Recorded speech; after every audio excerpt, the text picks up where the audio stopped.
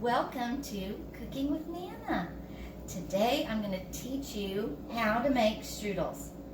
And this is primarily a teaching tool for my grandchildren so that they will always know how to make our German recipes that my mama taught me, that her mother-in-law, Vita Goldie, taught her. And she learned from her mother-in-law, Louisa Cauldron Fechner, who came over from Russia in 1907 with her husband and her kids, which my grandpa was one of those kids. He was 9 years old. So that's an interesting story. But today it's strudels. And so I have to say right off the bat that this is my mom's recipe card, and I'll include a picture of it in the video. But all it says on there is how to make the strudels. And there's so much more going into making strudels than this little recipe card shows. So I need to be diligent about writing down the other parts. So like this morning at 7 o'clock, I got up and I put my stew meat on. So Jamie, over here, let's show them. The stew meat is cooking in a slow cooker. You can use stew meat, you can use roast and cut it up. But I had stew meat in my freezer, so I'm using that. One thing about my sweet grandma, who learned to make this from her mother-in-law, is they never used beef. They used pork. And so I have right here a recipe that my Aunt Dolores Moore typed up for us, and we had a Fechner Fest one year. All came together, my aunts, and just cooked everything that they learned to make when they were growing up. And so it's different. It's for using pork. And so it's both good. And that's the beauty of recipes, is we can tweak them. And so my mom took a recipe that was passed down and she tweaked it. And so that's what I grew up is with the beef. And so that's what my kids grew up with, and that's what I'm going to be demonstrating today. Because it is tricky. But you start small. So this recipe card starts with 2 eggs. And I'm going to do that right here on this little table. If I was making strudels for all my kids, I've gotten to where I have to use 8 eggs. And that is a tremendous chore. You need at least 3 hours just to put it all together. So it's going to be kind of fun. I don't think I've ever done one with just 2 eggs, so this will be fun today. Another thing that I've done ahead of this filming is I've peeled potatoes. So over here are 4 large potatoes. What they're going to be is they're going to be your base. So in this pot, which is what we're going to eventually cook the strudels in, I've put 2 beef bouillon cubes because I like it, that beefy flavor for the juice. And I've put about an inch of water, 1.5 inches of water. I'll add water as I need to at the end when I get my potatoes in there. So I'll put the potatoes in right before I put the strudels on top. And you want the water to cover a lot of the potatoes, not the strudels. You want them to kind of steam cook. The water's going to boil up and get to them and cook them that way, but you don't want them covered in water. So what I've found the best way right now is I will put that meat that's already cooked in with the potatoes to form a base so that my strudels don't drop into the water, if that makes sense. So those are some pre-prepping things that I've had to do before we get started with the strudels, because that's the most time-consuming part. So here we go. We're going to crack our eggs, and Papa has Nana save the shells because that's important. He loves to compost, and he uses the eggshells in the soil. So what we need then with this, the 2 eggs, is we're going to put in a teaspoon of salt. I like a scant teaspoon. Too much salt's bad for you. And then a teaspoon of baking powder. And we use the baking powder without aluminum added. So you have to just read the can because they're out there. A teaspoon of each, soda and baking powder. I'm sorry, salt and baking powder. Don't want to get confused. Okay, now we're going to stir that up. Stir it up, kids. And then you're gonna add a cup of water. So for every 2 eggs, it's 1 cup of water. So as you can see, if you're making an 8-egg batch, you're gonna need big, big bowls. And I usually get Jamie to help me, and she does 4 eggs in a bowl, and I do 4 eggs in a bowl. And that'd be 2 cups of water, and we just start adding the flour and kneading it up. So, get that all stirred up. Now we're gonna add our flour. This is an eyeballing thing, but my mom has put on this card in pencil 3 cups.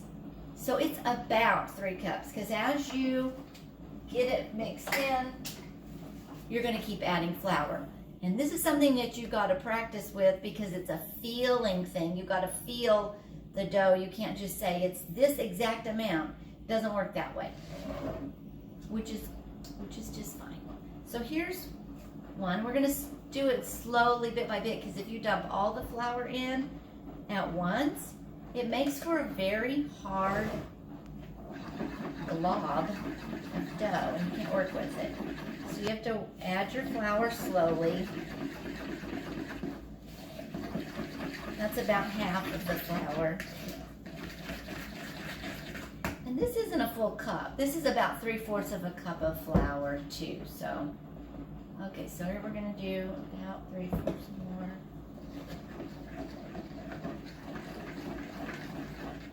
It's getting thicker.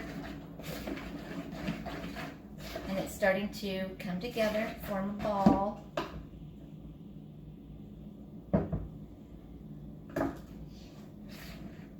See, it's going to take more than 3 cups of flour, because I think I've put in equivalents of 3. But it is ready to start kneading. Okay, so we're going to flour this little island, the work surface. Going to clear everything off, because I need space. Just get it out of the way. All right. We're going to start kneading it.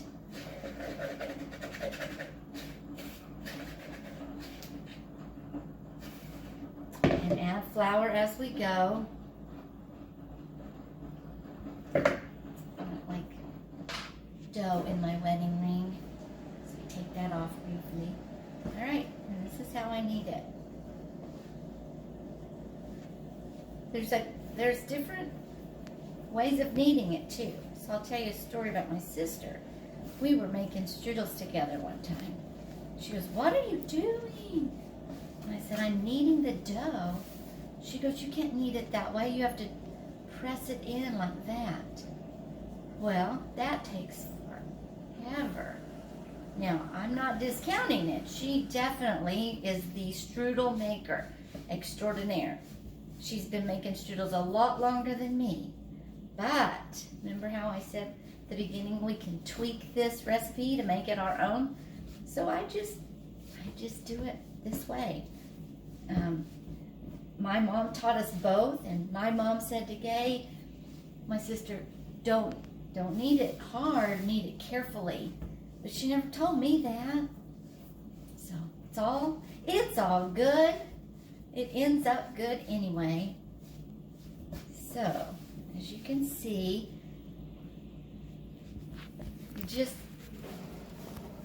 you want a pretty stiff dough,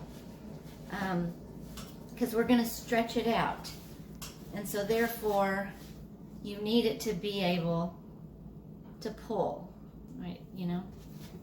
So you need a lot of flour, and you add it slowly, because if you add it all at once, you can't work with it. You can't work with your dough. It's one hard mess.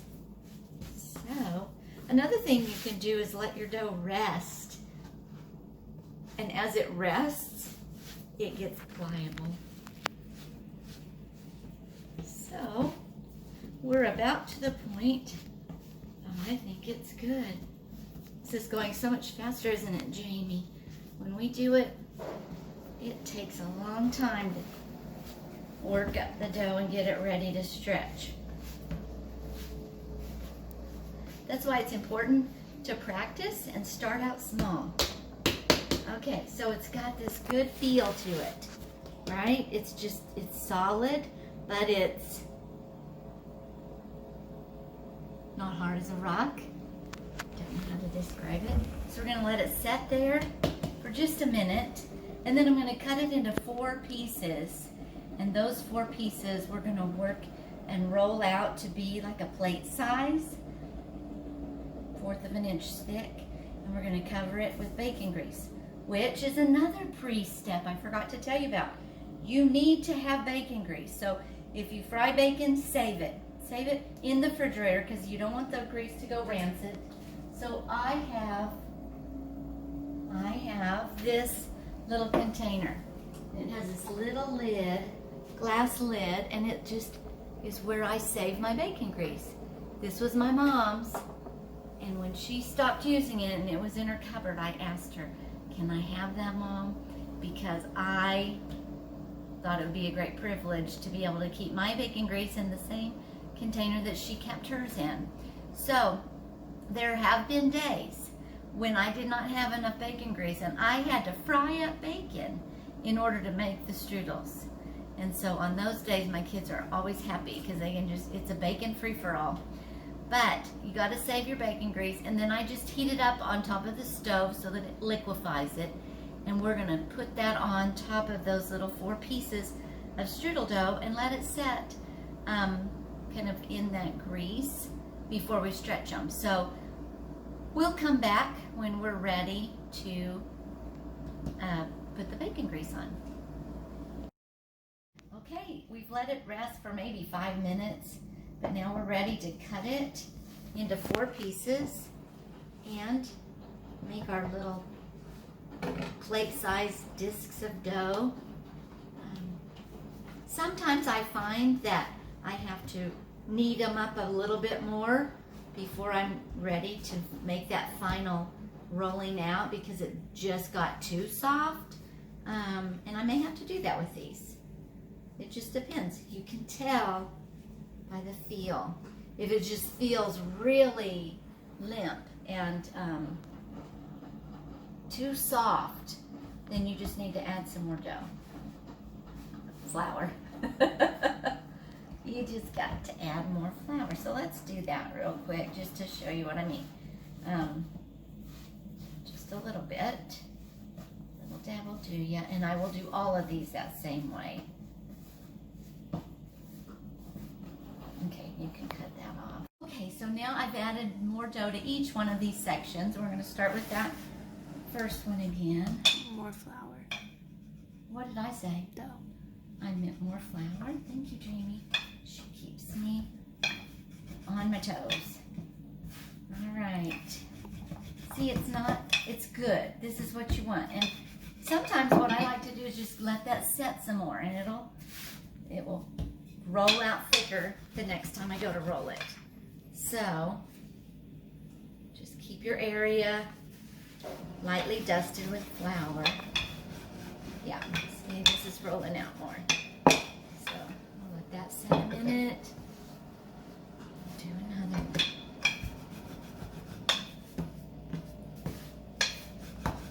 Remember, it's just practice makes perfect. Don't give up. If you try this and you're like, this is too hard, it's not too hard. It's just different.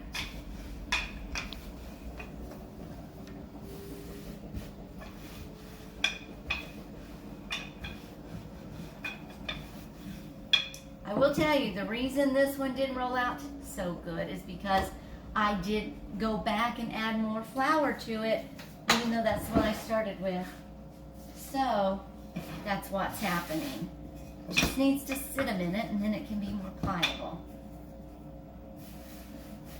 So, and once we get them a little bit bigger than these sizes here, then we're gonna slather the bacon grease on it. Remember how I said earlier about using little things that are healthier, like in the baking powder? I said get the kind that doesn't have aluminum because aluminum's not that great for you. Bacon grease probably isn't that great for you either, but we give and take a little bit, right? And it's not like we're gonna eat these every day of our life. My grandpa lived to be over 100 years old, and he grew up on this kind of food. This is not the only recipe we will make with bacon grease. One recipe, Tifton Clevis, uses the bacon grease as like the dressing, and you stir it all up. And yes, these are not necessarily the healthiest, but every once in a while it's okay. And that's why you do use things that are healthy to make up for the things that are not. So, see how that's rolling up? That's doing better because it sat a minute. Said, wait, I need to rest. Okay. This one's about the size we want to go for. Okay, I'll throw in this little bit. When you get to the point where you're ready to make a big batch, then it's helpful to have the workspace. So I have this white table. It's a folding table rectangle. So it folds out. I can make it whatever height I want, and it's perfect for Jamie and I. She gets on one side, I get on the other, and we're kneading our dough. But then it's just helpful because it's a bigger workspace. And then when you go to cut up your Struddles, you need a big workspace. Again, once they're all these long ropes, which we'll get to that. It'll make sense. Okay, see? They're all the size I want. Now what I'm going to do is I'm going to coat them with bacon grease. So we'll come back. Okay, so now we have our bacon grease, and it's been liquefied, but it's not too hot because I did that earlier, and it's just sitting here. So I've got a tablespoon, and I start out with a whole one, and I add as I need to. Oh, that smells so good. It smells like we're making bacon. And you want it to get all the way to the edge. Kind of press into the dough. My Aunt Dolores, which we called her Aunt O, she said, yes, you want to put pressure as you're putting that bacon grease on, because you want it to kind of get down in the dough. It's going to help you stretch your dough. So you're doing firm pressure and getting it to the edge, and it's okay if it gets out onto the little countertop.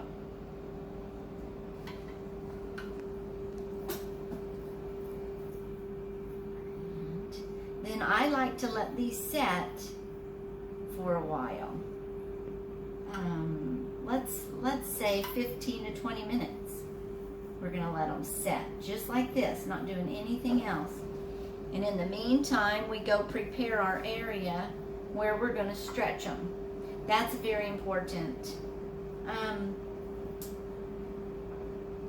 I use that table right there, and as you can see, I've already got it ready. I've washed it down, I've moved the chairs out of my way, and that's where we will stretch each one of these, one at a time. And then we'll roll them up, and they'll be ready to pop into boiling water. You want your water real hot, and when you add these strudel rolls up. Okay, well, we'll come back in about 15 to 20 minutes. Okay, we're back. It's been about 15 minutes. So now we're going to move to our stretching area. And here again, sometimes it sticks, so you just have to be careful. Carry it over.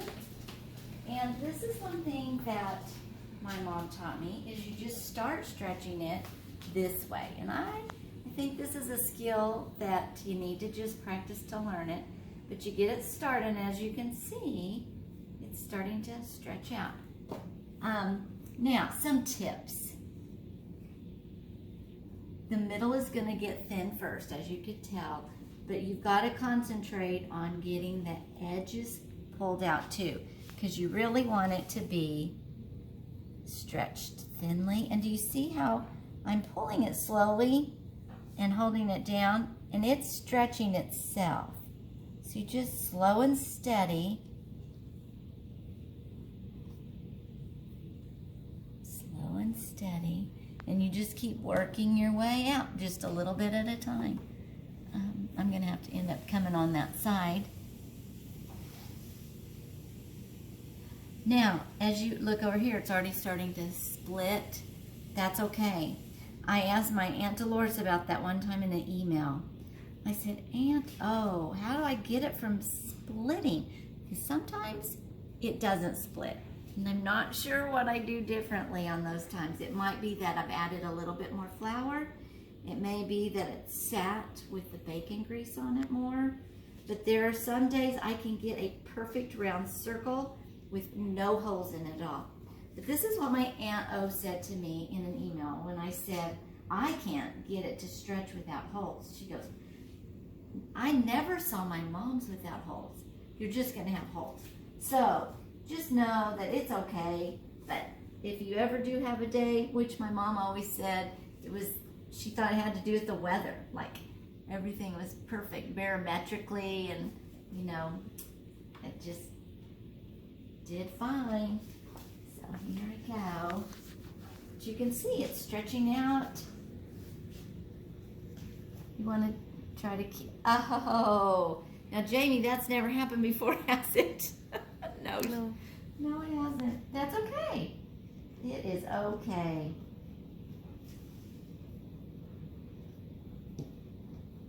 Maybe I'll just stop talking and concentrate.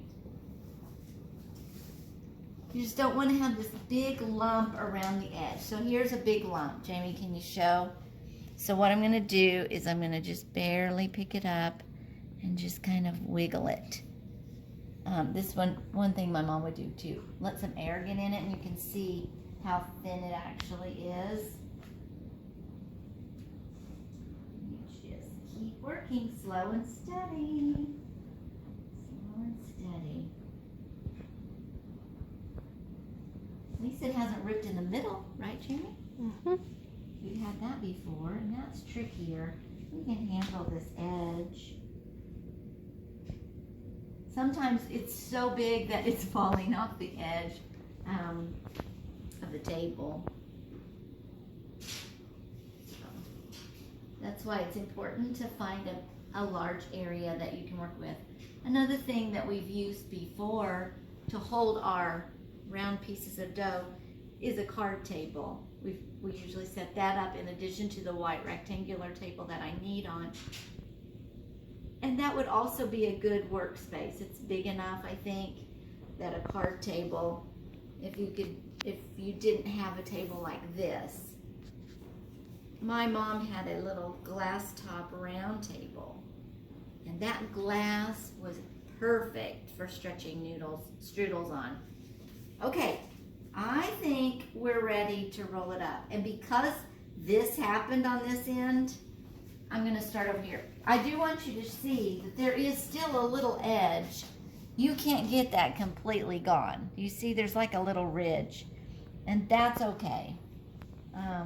Just get it as close as you can to not being super thick. Okay, so here we go. We're going to roll it up. Mind you, when Jamie's helping me and not filming, she's able to stretch on one side of the table and I stretch on the other, and that's very helpful. Okay, so let's see what we're going to do when we get to this part. I think I'm going to just keep rolling it. This may not work. Just attach it. See, there you go. It's okay. Don't worry. Okay. Now, we're going to take this and lay it over here, because when we're done, we're going to cut these long strips or long ropes into about 4 inches long, and that's how we're going to put them in the boiling water. So let's do another one, shall we, Jamie? So you just pick it up, carry it over here, get that out of the way, because that's just going to cause problems. Okay, so here again, you're using your knuckles. Take off any rings, because that'll definitely poke holes in the dough, and just work it around, trying to get that edge worked down. I've heard stories that my grandma could get it super stretched just doing this. Like huge. I don't think I ever saw her make strudels. When I was born, she had already had she had a stroke when I was really little. And so she didn't cook. But I've heard stories of her kids watching her. All right. So we're going to try to do this one. I always try to aim for no tears or rips. So we'll see.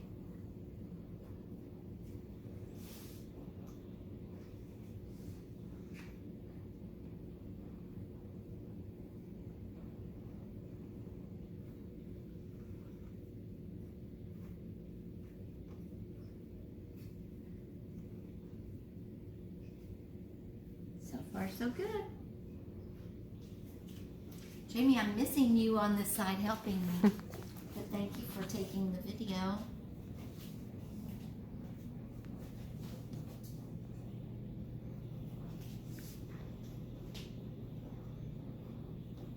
Right now, I have 2 grandkids, Sydney and Riker. And Sydney's going to be 4 in August. This is June of 2020. And she has started helping me stretch it sometimes because strudels are a very favorite meal. And when it's somebody's birthday, I always say to them, what do you want for your birthday meal? And so her dad, and I think Emily too, right, Jamie? They always ask for strudels. So she has helped me stretch the dough for them. And she loves to eat strudels. So does Riker, I think. Riker's almost 2. He'll be 2 in September. But he's already loving strudels as well. Oh, I'm not going to say nothing, but notice what's not appearing yet. What about this tiny one right Uh-oh.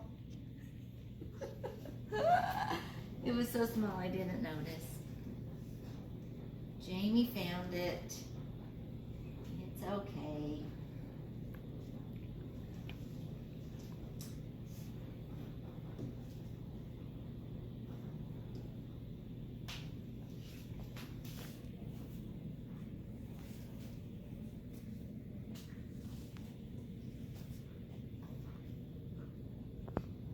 I love doing that.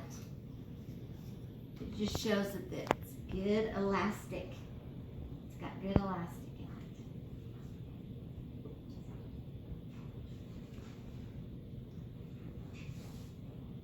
And you notice I didn't put any flour down. You don't want, flour would not let it stick. And it's got to be able to stick and hold its shape.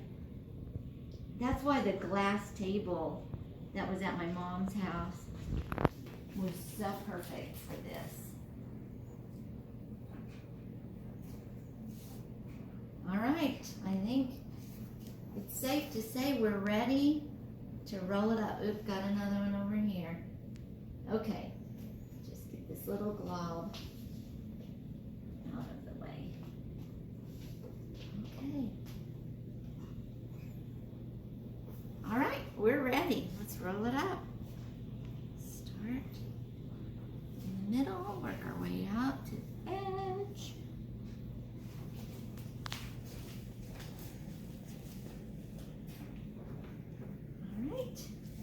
Okay, this is my third one. I went ahead and stretched, and as you can see, it did go over the edge, kind of like a little waterfall. So we'll start rolling it up on this other side, and then we'll end with that. So see how big they can get? I wanted you to see how big, and I know it has something to do with the size of the cuts that I make. So just remember, however many eggs you use, for each 2 eggs, you're cutting it up into 4 pieces. So, because if you even knocked it down to just 1 egg, then you would have 2 pieces to work with. I don't think that's enough strudels. So do 4. I need 2 eggs. Okay, there we go. One more to go. Okay, so we're ready to start cutting these. What I've done is, look over here in this pot, I've cut because my potatoes are huge, I've cut them in half. And then I've added my meat in there. If you can see, there's stew meat. Yeah, that's going to be a good base. Do you see how the strudels are going to rest on it? I've already got my oven stovetop turned on so that it can start heating up the water, because you want it to be starting to boil when you put these in. So I'm cutting them about this size.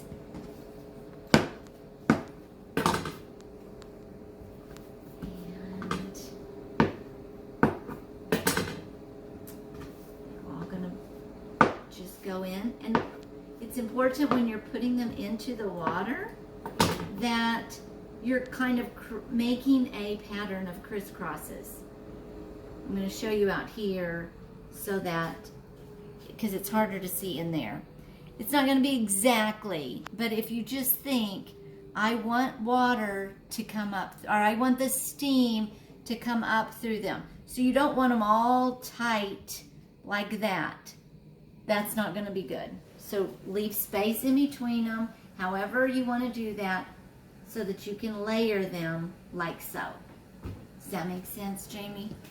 Yep. Okay. All right, so we'll finish cutting these, and then we'll come back to drop them in the water.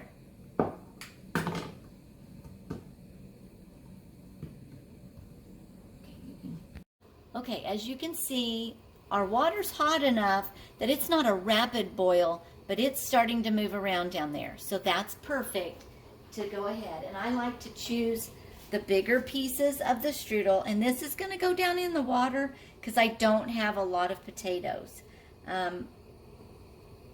So the bottom layer is going to be covered a bit in the water. And that's okay. It's going to be okay.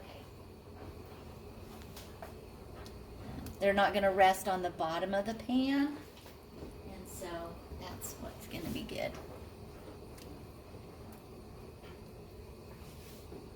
Also, as you want to cover this up and leave the lid on it, there's a story about my Grandma Vida who would use an old brick from her house to hold the lid down while it was boiling so that steam would not escape it. Well, as you know, steam's going to still escape through the edges, so then she would tie a dish rag around to keep the drips from dripping in the pot. So I've done that before, but it doesn't have to be. Just don't lift your lid before you're ready to take the strudels out, because it needs to be steaming, and you'll take the steam away. And my grandpa always said that it would be that would make the strudels really hard if you took the lid off. So we're going to cook them for probably this small amount. We're going to do about 20 to 25 minutes. And I'm going to be listening to the water, and I will be adjusting the temperature. What's happened before is these are mistakes that you need to learn from Nana. Don't do this. I used to cut up the potatoes into bite-sized pieces, and that way they would kind of lay out more scattered. And then I would just cover them with a little bit of water. Well, more times than not, those potatoes would be burned on the bottom. The water would be all evaporated. The strudels were still edible, but you didn't have a lot of juice, so I would have to make some more juice out of beef bouillon cubes and water. So I've learned if you leave the potatoes pretty big, and in some cases when I'm making huge batches, then I've got 2 big pots sitting right here, and I use a lot of potatoes just to have a very firm base. But you don't have to cut them up because you're using so many. But I did cut these up to make them spread out a little bit farther, because we're making such a small batch. You don't want to waste potatoes. So we're gonna see how this works, and we'll come back when it's done. So it's been cooking about 15 minutes, and I've been adjusting the temperature. So now it started off pretty high. I like gas because you can control it faster. But I've just been turning it down because, as you can see, let me see if you got some steam releasing. You can see it's bubbling. It actually bubbled over a while ago because I moved the lid to make it tighter, and there was just water sitting along that edge. It's not there now because I have adjusted my heat and I've turned it down a little bit. So it's starting to smell good. You can smell it. You can hear that the water has not boiled away. I listen for that. Of course, I started out with more water than I normally used to do when it would boil away. So yeah, you can see the steam. I haven't lifted the lid yet, so we're just waiting for probably 5 more minutes. When it's a big pot and there's a lot of strudels in there, I've cooked them 40 to 45 minutes. That's important because it just needs more time when there's more noodles. So I don't think I've ever made this small of a pot, so I'm just guessing. I'm guessing with what my gut tells me. I'm listening to my heart as far as the time, but you need at least 20 minutes of it covered with the lid on, cooking it for at least 20 minutes. And you can tell when it's done. We're gonna take one out here in a little bit and we'll cut it into little bite-sized pieces and we'll taste it. If it's still doughy, then I'm going to do the unthinkable, and that is you got to put the lid back on and keep them cooking. So it's not what you want. You want to be able to take the lid off and they're done. But that doesn't always happen. So we'll come back here in just a little bit. You can see that it is, well, gathering. The juices gather around the edge of that thing. That's why my grandma would tie a tea towel around it to catch them so it wouldn't drip down into the flames. Okay, now we are going to taste it. It's been cooking for almost 25 minutes with the lid on. So, ready, Jamie? Mm-hmm. Okay, we're going to get one of these off the top. You want to look in there, see? It's got, I don't know. I'm going to guess that it needs to be cooking longer because it's pretty doughy. Let's try it. So this is how I taste test. And I offer people who are around me a little taste. It feels sticky.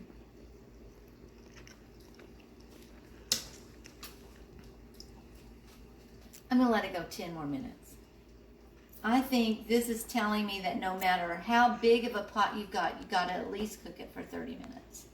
I said 20 earlier, but we're changing that because I thought it would cook faster, and it needs 30 minutes at least. So we'll come back in 10 more minutes.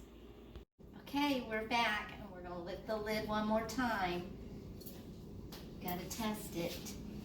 Alright, let's grab this big one because the bigger they are, the more longer they need to cook. So if this one's done, then I think all of them will be done. So we look. You can see, Jamie, zoom in on the layers. Do you see how all the layers are? Ooh, isn't that good? You can unroll it. That's how my sister sees. Let's cut an edge off. They're so hot. Okay.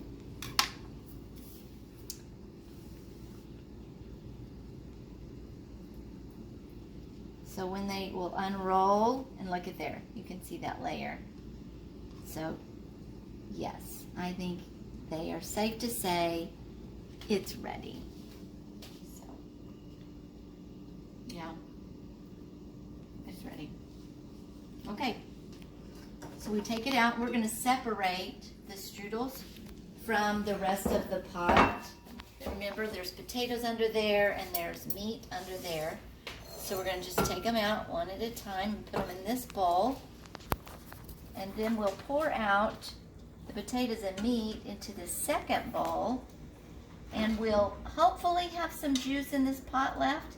But if we don't, that's okay, because I saved the juice that I cooked the meat in the slow cooker. And so we'll just, yeah, that's pretty much, there's about a ½ an inch of moisture broth in the bottom of this pan. So we will just separate it out, and then you put what you want on your plate as far as the strudels go. Then you add your juice and your potatoes and your meat, and you enjoy it. So I hope that you have learned how to make beef strudels from Nana Sue, and hopefully you'll be able to make them for me, because someday I'm not going to make these anymore. I keep threatening my kids every year because it gets harder and harder. And I told Jamie when she leaves and goes off into her adultness, that's when I stop making them by myself. So